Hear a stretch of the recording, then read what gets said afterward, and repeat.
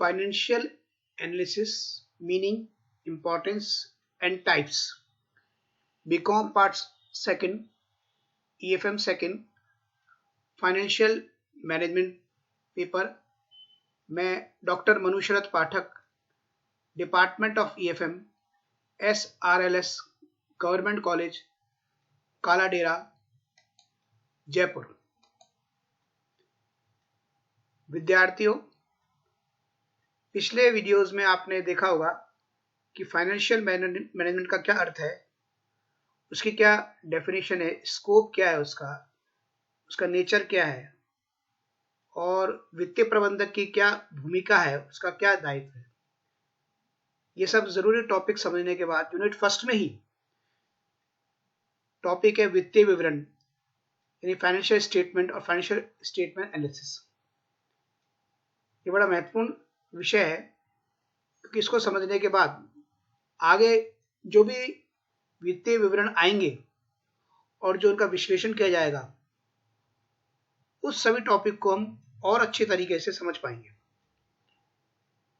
तो शुरुआत करते हैं कि वित्तीय विवरण का अर्थ क्या है। हेनरी जो फ्योल हैं, फादर ऑफ जनरल मैनेजमेंट, उन्होंने इसको बहुत अच्छे तरीके से समझाया है। उन्होंने कहा है कि वित्तीय विवरण किसी भी संस्था की आंख होते हैं, यानी जिस प्रकार से संसार को देखने के लिए आंख की आवश्यकता पड़ती है और उसको देखने के बाद ही हम विभिन्न प्रकार से विश्लेषण करते हैं, अपने कदम उठाते हैं, कोई कार्य करते हैं, उसी प्रकार से वित्तीय जो विवरण है वो किसी व्यवसाय की आंख है। जब वित्तीय विवरण बन जाते हैं तो उसी के आधार पर वित्तीय अवस्था की पता पड़ता है, फाइनेंशियल पोजीशन का पता पड़ता है, और वो महत्वपूर्ण निर्णय उन्हीं आधार पर फिर आगे लिए जाते हैं। वित्तीय विवरण के अर्थ को समझने के लिए दो प्रकार के जो कंसेप्ट हैं उनको समझना जरूरी है। एक है ट्रेडिशनल कंसेप्ट और दूसरा आगे के स्लाइड में बताया गया मॉडर्न कंसेप्ट। अब ट्रेडिशनल कंसेप्ट किस बात पर आधारित है, जैसा कि आप पूर्व में भी अपन इस बात की चर्चा कर चुके हैं पिछले वीडियोस में, कि पहले वित्तीय प्रबंधक की जो भूमिका थी बहुत सीमित थी। वो क्यों सीमित थी? क्योंकि वित्तीय प्रबंध की आवश्यकता कभी कभी पड़ती थी, इसलिए परंपरागत विचारधारा ये कहती है क्योंकि वित्तीय प्रबंध की आवश्यकता कम पड़ती थी, वित्तीय प्रबंधक की भूमिका सीमित थी, व्यापार सीमित था, इसलिए दो प्रकार के विवरण ही वित्तीय विवरण कहलाते थे। पहला, बैलेंस शीट एक निश्चित बिंदु पर तैयार की जाती है, जैसा सभी जानते हैं, और दूसरा प्रॉफिट और लॉस अकाउंट जो एक निश्चित अवधि के अंतर्गत तैयार की जाती है। बैलेंस शीट जैसा आप सब जानते हैं assets, liabilities, share holder funds को बताती है, जबकि प्रॉफिट और लॉस अकाउंट रेवेन्यू, कॉस्ट और एक्सपेंडिचर को व्यक्त करता है। तो इन्हीं दोनों विवरण के आधार पर जो विवरण बनाए जाते हैं वही वित्तीय विवरण कहलाता है। यही दोनों वित्तीय विवरण के अंतर्गत शामिल किए जाते थे परंपरागत विचारधारा के अनुसार। इसके आधार पर समझा जा सकता है कि वित्तीय विवरण एक संस्था के ऐसे किसी भी प्रलेख को कहा जाता है जिसमें संस्था से संबंधित आवश्यक वित्तीय सूचनाओं का वर्णन किया गया हो। यानी एक प्रालेख है, एक डॉक्यूमेंट है जिसमें कोई आवश्यक जो कि संस्था संबंधित सूचना है यानी वित्त की, उसको वित्तीय विवरण के अंतर्गत शामिल किया जाता है। जैसा अभी बताया आपको कि वित्तीय विवरण के दो प्रकार के कंसेप्ट है, उसमें दूसरा है मॉडर्न कंसेप्ट। मॉडर्न कंसेप्ट के अंदर वित्तीय विवरण का थोड़ा व्यापक रूप लिया गया। क्यों लिया गया? क्योंकि व्यापार में विस्तार हुआ, व्यापार में जटिलता आई, व्यापार में जोखिम बढ़ा, नए नए उद्योगों की स्थापना हुई, उदारीकरण हुआ, लिबरलाइजेशन हुआ, ग्लोबलाइजेशन हुआ। अब इसके फलस्वरूप जो है वित्तीय विवरण का जो स्वरूप बदला और बहुत कई और अधिक विवरण जो पहले वित्तीय विवरण में शामिल नहीं थे या जिनको नहीं बनाया जाता था उनको भी वित्तीय विवरण के अंतर्गत शामिल किया जाना लगा। जैसे बैलेंस शीट तो है ही, प्रॉफिट एंड लॉस अकाउंट तो था पहले भी, इसके अलावा कोष प्रवाह विवरण यानी फंड फ्लो स्टेटमेंट, जिसके बारे में अपन आगे पढ़ेंगे, रोकड़ प्रवाह विवरण, कैश फ्लो स्टेटमेंट, मूल संवर्धन विवरण, वैल्यू एडेड स्टेटमेंट, मानव संसाधन लेखांकन, ह्यूमन रिसोर्स अकाउंटिंग, सामाजिक चिट्ठा, सोशल बैलेंस शीट, सामाजिक आय विवरण अथवा सामाजिक लागत एवं आय विवरण, सोशल इनकम स्टेटमेंट और सोशल कॉस्ट बेनिफिट स्टेटमेंट। तो आधुनिक विचारधारा ने थोड़ा विस्तार किया वित्तीय विवरण के अर्थ को बताने में। अब क्या है कि वित्तीय विवरण का अर्थ समझने के बाद यह समझना जरूरी है कि वित्तीय विवरण विश्लेषण क्या है, क्योंकि अपना जो संबंध है वो वित्तीय विवरण विश्लेषण से है। वित्तीय विवरण एक साधन है, यानी वित्तीय विवरण एक साधन मात्र है और उसके आधार पर कोई निर्णय लेना संभव नहीं है। निर्णय लेने के लिए उसके आधार पर यानी उनके आधार पर, वित्तीय विवरण के आधार पर निर्णय लेने के लिए विश्लेषण जरूरी है, उसका विश्लेषण करना जरूरी है, उसका एनालिसिस करना जरूरी है। इसको और अच्छी तरीके से कैनेडी एंड मैकमिलन ने समझाया है कि वित्तीय विवरण का विश्लेषण सूचना को इस प्रकार प्रस्तुत करना है जिससे व्यवसाय के प्रबंधकों, विनियोजनकर्ताओं तथा लेनदारों एवं अन्य वर्गों जो व्यवसाय की वित्तीय स्थिति व परिचालन परिणामों में रुचि रखते हैं, निर्णय लेने में सहायक हो सके।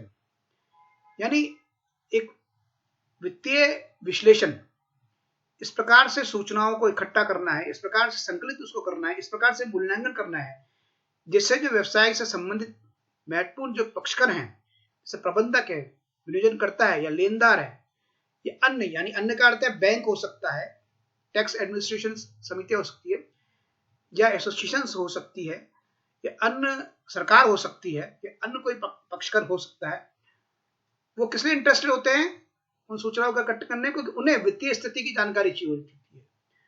उसके अलावा व्यवसाय के परिचालन परिणाम क्या है, यानी लाभदायकता क्या है, या एसेट्स का कार्यकुशलता किस प्रकार से है, और किस प्रकार से जो साधन है, वित्तीय जो साधन उनका प्रयोग हो रहा है, अल्पकालीन दीर्घकालीन शोधन क्षमता क्या है, इसके बारे में वो जानकारी चाहते हैं।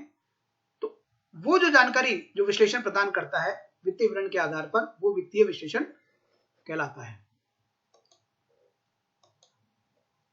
वित्तीय विश्लेषण को समझने के बाद उसके महत्व को, इंपॉर्टेंस को समझना बड़ा आवश्यक है, क्योंकि इससे कई कंसेप्ट हमारे आगे क्लियर हो जाएंगे कि वित्तीय विश्लेषण किसके लिए उपयोगी है। सबसे प्रथम प्रबंधकों के लिए, यानी मैनेजमेंट के लिए, क्योंकि मैनेजमेंट को व्यवसाय चलाना है, सुचारू रूप से चलाना है, और व्यवसाय के प्रबंध के लिए वही सबसे ज्यादा उत्तरदायी होते हैं। उनको सभी जो कर्मचारी है उनसे काम भी लेना है, और व्यवसाय में संबंधित जितने भी साधन है उनका उचित प्रयोग भी करना है। तो इसलिए वित्तीय विश्लेषण सबसे ज्यादा उपयोगी होने के लिए पूंजी संरचना, इसके आधार पर वो करते हैं।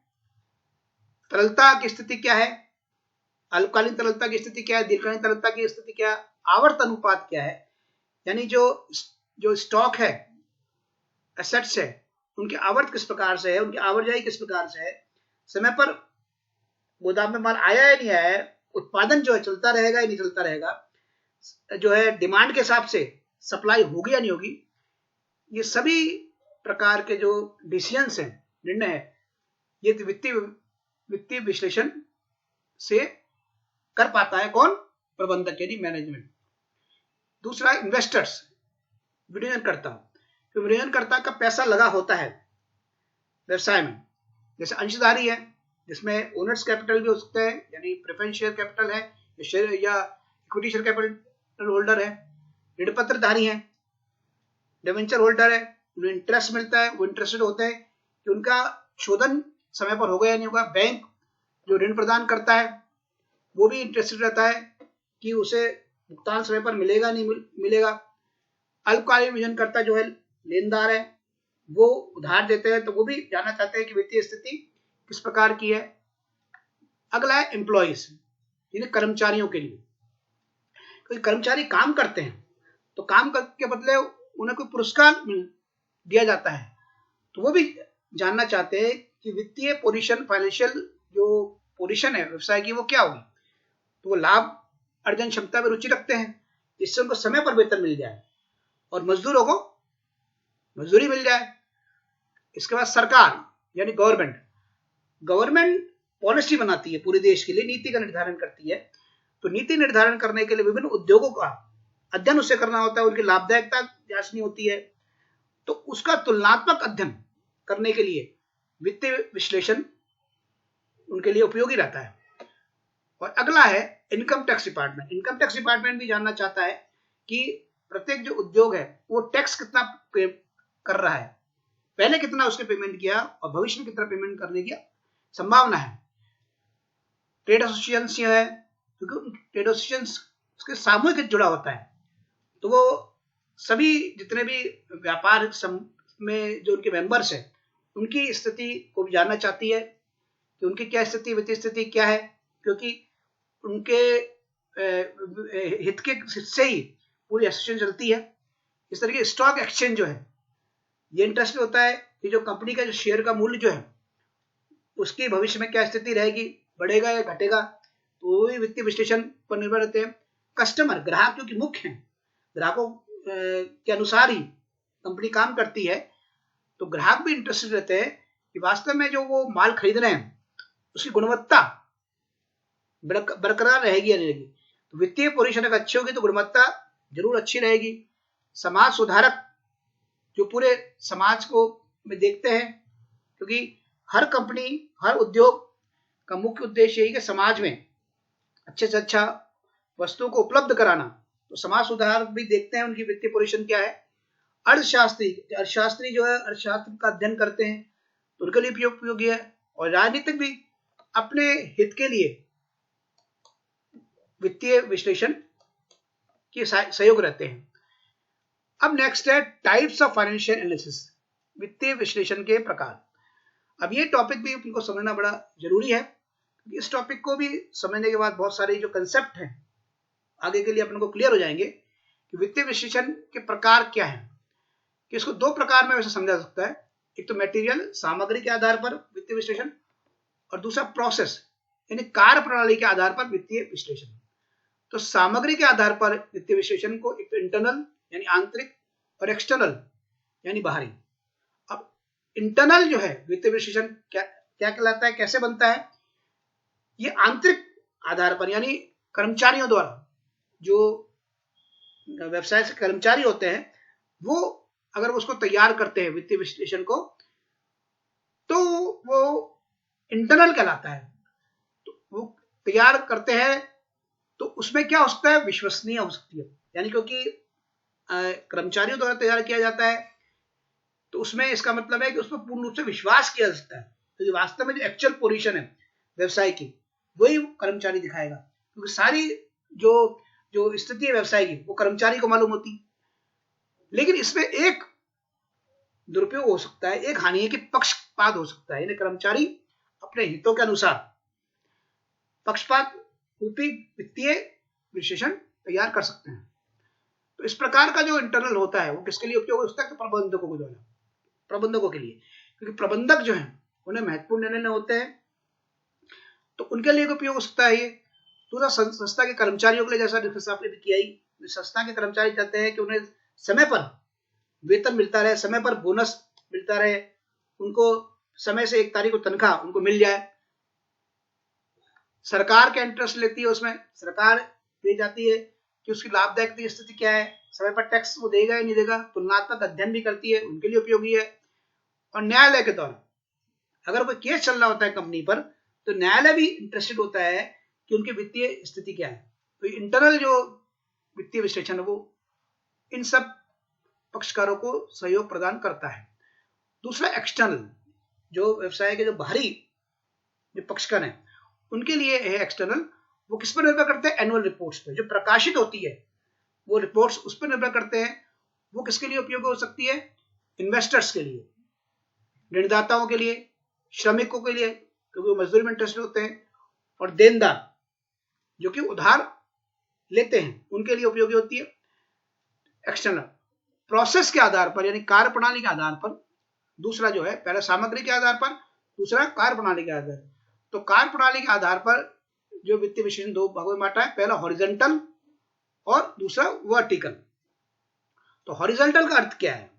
हॉरिजॉन्टल का अर्थ है दो जो वित्तीय विवरण है उनमें आपस में अगर तुलनात्मक अध्ययन किया जाए तो वो हॉरिजॉन्टल कहलाता है। जैसे मान लीजिए दो बैलेंस शीट है और दो बैलेंस शीट में जो एसेट्स में जो मान लीजिए वृद्धि हो रही है, 2010 और 2011 की बैलेंस शीट ली तो उसमें एसेट्स में 2010 की अपेक्षा 2011 में जो वृद्धि हो रही है या कमी हो रही है, उनको प्रतिशत के रूप में अगर किया जाए और उसके आधार पर एक मूल्यांकन रूपी संख्यात्मक या तुलनात्मक जो है वो संख्या लिखी जाए तो वो हॉरिजॉन्टल कार्य प्रणाली कहलाएगी वित्तीय विश्लेषण के अंतर्गत। दूसरा वर्टिकल, ये एक निश्चित तिथि पर संख्यात्मक संबंध को व्यक्त करती है। यानी मान लीजिए एक ही बैलेंस शीट है और उसको टोटल अगर लिया जाए 100% और जितने भी मद हैं उसके अंदर उनको प्रतिशत निकाल लिया जाए तो ये निकाला जा सकता है कि टोटल एसेट्स में कितना प्रतिशत जो है फिक्स एसेट्स है, कितना करंट एसेट्स है और जितने मद हैं वो कितने प्रतिशत हैं। तो ये कहलाएगी वर्टिकल एनालिसिस। तो ये बड़ा महत्वपूर्ण विषय है। अब यह है कि जो अपन ने पढ़ा आज, इसको अगर सारांश के रूप में अपन प्रस्तुत करें या अपन इसको पढ़ने के बाद क्या क्या चीजें जान जाते हैं कि इस विषय के बारे में, तो ये व्यक्त किया गया है 4 बिंदुओं के माध्यम से कि वित्तीय विवरण महत्वपूर्ण वित्तीय सूचनाएं प्रदान करता है जिसके आधार पर वित्तीय निर्णय लिए जाते हैं।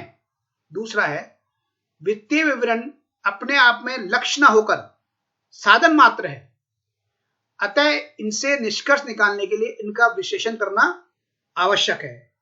ये आपने समझ लिया इस चीज को। वित्तीय विश्लेषण व्यवसाय से संबंधित सभी पक्षकारों के लिए उपयोगी है, ये भी अपन ने समझ लिया।